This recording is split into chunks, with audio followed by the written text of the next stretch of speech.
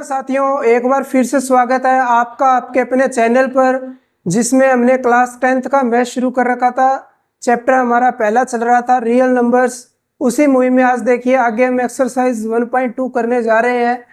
पर उस एक्सरसाइज को करने से पहले उस एक्सरसाइज के अंदर जो हमारे पास मेन बातें हैं उनके ऊपर हम थोड़ा सा डिस्कस करेंगे, उसके बाद आगे एक्सरसाइज शुरू करेंगे। तो देखिए, सबसे पहले चैप्टर को शुरू करने से पहले हम क्या करते हैं, कुछ एक बातें हैं वो देखते हैं। तो देखिए, एक तो होता है हमारे पास एलसीएम। एलसीएम को हिंदी में तो हम बोलते हैं लघुत्तम समावर्त्य। देखिए, इसका पूरा नाम होता है हमारे पास लोएस्ट कॉमन मल्टीपल। और एक होता है हमारे पास एचसीएफ। एचसीएफ का मतलब हाईएस्ट कॉमन फैक्टर। इन दो बातों पे अपने को ध्यान देना है कि एक तो एलसीएम हमारे पास क्या होता है और एक एचसीएफ क्या होता है। एलसीएम का मतलब लोएस्ट कॉमन मल्टीपल। हमें कोई भी दो या दो से ज्यादा संख्याएं मिलेंगी तो हम क्या करेंगे, उनके अंदर कम से कम जो कॉमन है वो तो निकालना ही निकालना है, और बाकी जितने बचते हैं वो सारे के सारे हमने उठा लेने हैं। और हाईएस्ट कॉमन फैक्टर में ज्यादा से ज्यादा जो कॉमन है वो लेना है हमें, और उसके अलावा कुछ भी नहीं लेना है।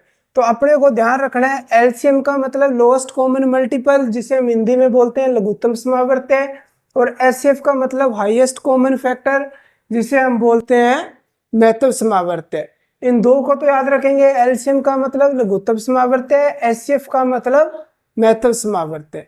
अब दूसरी बात आएगी अपने पास कि हम इनको एलसीएम और एचसीएफ को कैसे निकालते हैं और इन दोनों का आपस में क्या रिलेशन होता है।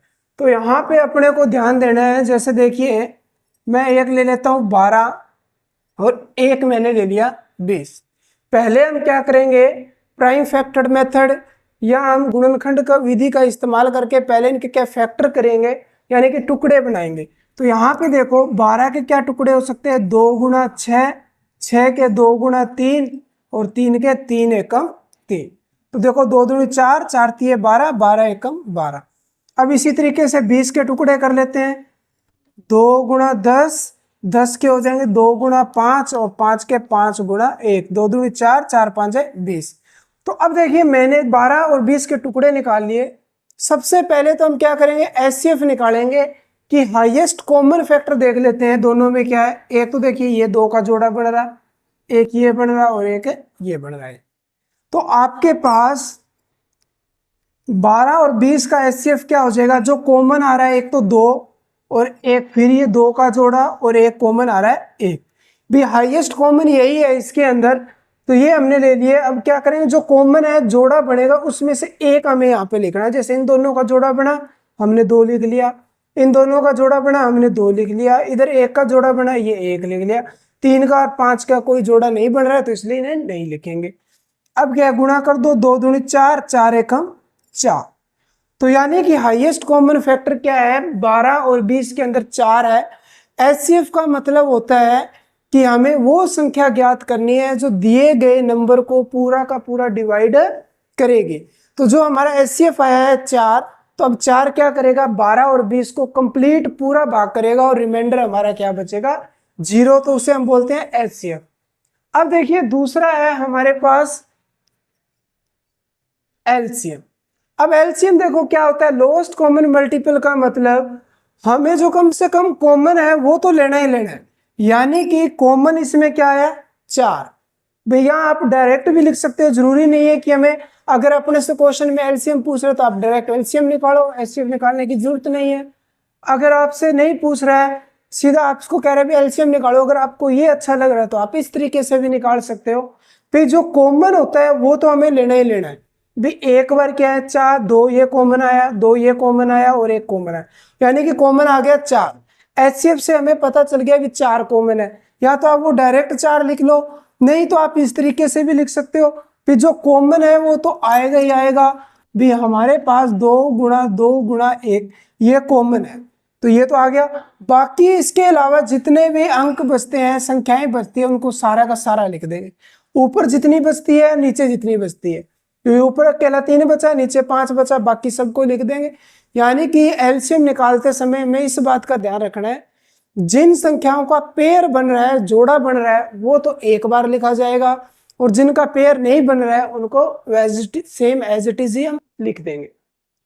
अब आगे मल्टीप्लाई कर दो, 2 दूनी 4, 4 तिये 12, 12 पंजे 60। तो अब हमारे पास एलसीएम क्या आ गया, 60, और एचसीएफ आ गया 4। तो इस तरीके से हम एलसीएम और एचसीएफ निकालेंगे। अब यहाँ पे थोड़ी सी बात को ये समझ लो, जब हम एचसीएफ निकालते हैं तो एचसीएफ हमेशा दी गई संख्याओं को कंप्लीटली डिवाइड करता है, पूरा का पूरा भाग करता है। और एचसीएफ क्या होता है, सॉरी एलसीएम क्या होता है, एलसीएम वो संख्या होती है जो दी गई संख्याओं से पूरी पूरी भाग होती है। यानी कि जो एलसीएम है हमारा, जो दी गई संख्या है उनसे पूरा का पूरा भाग होगा। यानी कि 60 को अगर हम अंदर रखकर 12 से भाग करेंगे तो पूरा पूरा भाग होगा, रिमाइंडर 0 बचेगा, शेषफल 0। 20 भी 60 को क्या करेगा, पूरा पूरा भाग करेगा। तो ये बात ध्यान रखें, एचसीएफ दी गई संख्याओं को भाग करता है और एलसीएम दी गई संख्याओं से भाग होता है। तो ये पूरा पूरा भाग होता है दोनों के अंदर, इस बात का ध्यान रहे। अब आगे हम समझते हैं एचसीएफ और एलसीएम का आपस में क्या रिलेशन होता है। तो अब अपने को ये बात का ध्यान रखना है कि हम जिन भी संख्याओं का एलसीएम या एचसीएफ निकाल रहे हैं, उन दोनों संख्याओं का आपस में क्या रिलेशन होता है। तो यहां पे अपने को ध्यान रखना है,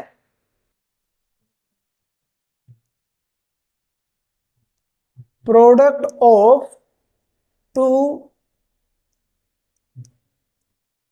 numbers is equal to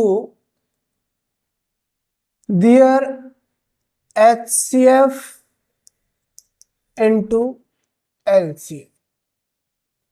भाई हमारे पास HCF और LCM क्या रिलेशन होता है कि product of two number is equal to HCF into LCM। इसमें अपने को घबराना नहीं है कि पहले HCF लिखा है फिर LCM, या पहले LCM फिर HCF, ये आगे पीछे हो सकता है, इससे कोई प्रॉब्लम नहीं है। भी मल्टीप्लाई में a गुणा b या b गुणा a, इससे कोई फर्क नहीं पड़ता है।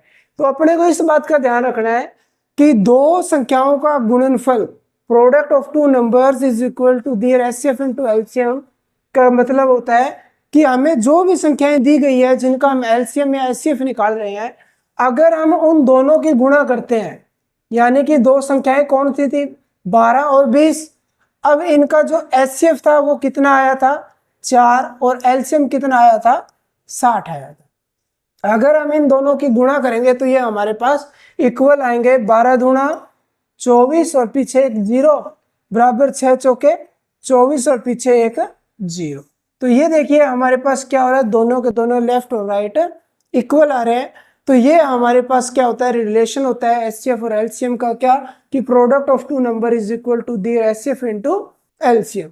अब क्या है, क्वेश्चन किस टाइप से पूछता है कि अब देखिए इसके अंदर मैं क्या करता हूँ, कोई भी वो दो नंबर है, अभी तो हमें क्या दिए हैं, जैसे मैं मान लेता हूँ कि वो दो नंबर क्या है, एक तो a इंटू बी, वो दो नंबर है और हम उनका एचसीएफ निकालते हैं इंटू उनका एलसीएम निकालते हैं। तो अब यहाँ पे देखो अपने पास कितनी चीजें बन गई, 4 चीजें बन गई भी, 1 2 3 4।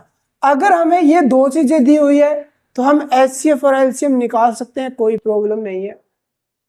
अब प्रॉब्लम कहाँ आती है, प्रॉब्लम ये आ जाती है कि अपने पास a इंटू डैश बी को खाली कर दिया, एचसीएफ इंटू एलसीएम, ये 3 चीजें दे दी और ये पूछेगा भी यहाँ क्या है, बी के प्लेस पे क्या आएगा, भी एक संख्या ये है, उनका एचसीएफ और एलसीएम अपने को दे दिया, बी पूछ लेगा, या बी की वैल्यू दे देगा, ए की वैल्यू पूछ लेगा।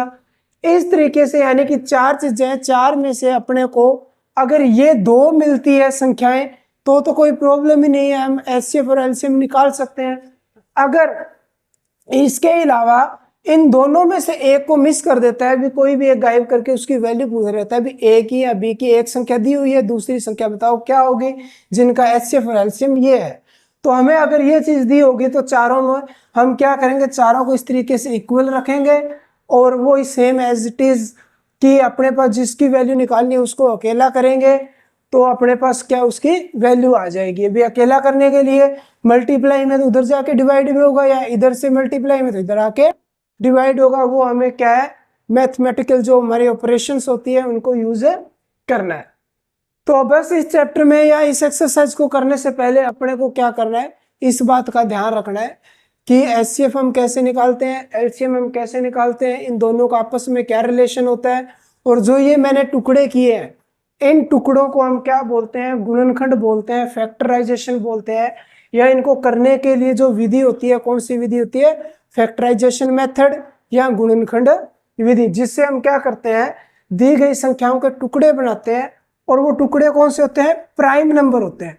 प्राइम नंबर मैंने आपको बताया था जब इंट्रोडक्शन करवाया था, अभाज्य संख्याएं यानी वो संख्याएं जिनके हम टुकड़े करेंगे तो आगे ये टुकड़े जो हमारे पास बने हैं ऐसे टुकड़े होंगे कि इनके आगे हम और टुकड़े नहीं कर सकते हैं।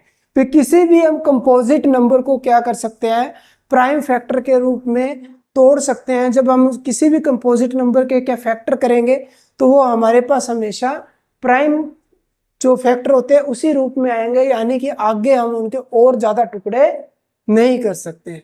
तो उम्मीद करता हूं कि आपको ये दोनों की दोनों बातें अच्छे तरीके से समझ में आ गई होगी।